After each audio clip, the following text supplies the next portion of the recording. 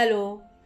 आपण बऱ्याचदा बाहेर फिरायला जातो आणि तिथे एखाद्या रिसॉर्टमध्ये किंवा हॉटेलमध्ये आपण अर्थातच आपल्या राहण्याची सोय असते. त्या जागेबद्दल किंवा तिथे आपण ज्या रूममध्ये स्टे करणार आहोत तिथे आधी कोण राहून गेलं आहे, तिथली त्यांची एनर्जी काय असेल याबद्दल आपल्याला कोणतीही कल्पना असणं अर्थात शक्यच नाही. मी नेहमीच एनर्जीबद्दल बोलते. नुकतंच मीही जाऊन बाहेर फिरून आले आणि म्हणूनच मला वाटलं की हा व्हिडिओ तुमच्याशी छानपणे शेअर करावा. प्रत्येक गोष्ट ही एनर्जी आहे. मी नेहमीच सांगते की हे संपूर्ण विश्व व्हायब्रेशन्स आणि एनर्जीने भरलेलं आहे. तुम्ही माना किंवा नका मानू, पण पॉझिटिव्ह निगेटिव्ह या दोन्ही गोष्टी आपापल्या ठिकाणी आपलं आपलं काम करत असतात.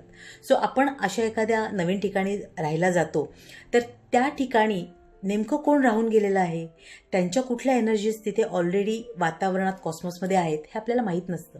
पण त्या क्लीन्स होणं आवश्यक असतं. कारण बघा, बऱ्याच वेळेला आपण जेव्हा अशा ठिकाणून फिरून येतो त्यावेळी आपल्याला थोडंसं कधीतरी फिजिकली किंवा मेंटली थोडंसं असं लो फील होतं. हे मे बी बिकॉज ऑफ त्या लो एनर्जीमुळे होत असण्याची शक्यता असते. काही फिजिकल गोष्टी अर्थात असतात, थोडासा थकवटा असतो.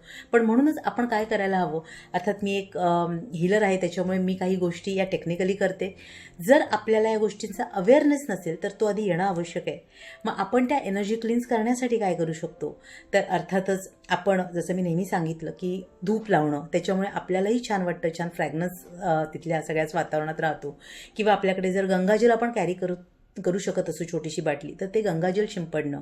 काही नाही, ते हे इंटेन्शन देणं की मी आज इथे पुढचे काही दिवस राहणार आहे. सो याच्या आधी इथे काही जर निगेटिव्ह एनर्जीज असतील तर त्या क्लीन्स व्हाव्यात, जेणेकरून माझा पुढचा जो काही इथला जे काही माझं वास्तव्य आहे ते मला छानपणे लाभावं. असं इंटेन्शन्स तुम्ही त्या जागेला, त्या वास्तूला दिलं तर अर्थातच तेही खूप बेनिफिशियल ठरतं. Up to you. या गोष्टी तुम्ही म्हणाल्या धवडग्याच्या या काळात करणं खरंच आवश्यक आहे का, तर या सगळ्या गोष्टी सायंटिफिक आहेत. आपल्याला त्याचा अवेअरनेस नाही, एवढीच फक्त गोष्ट आहे.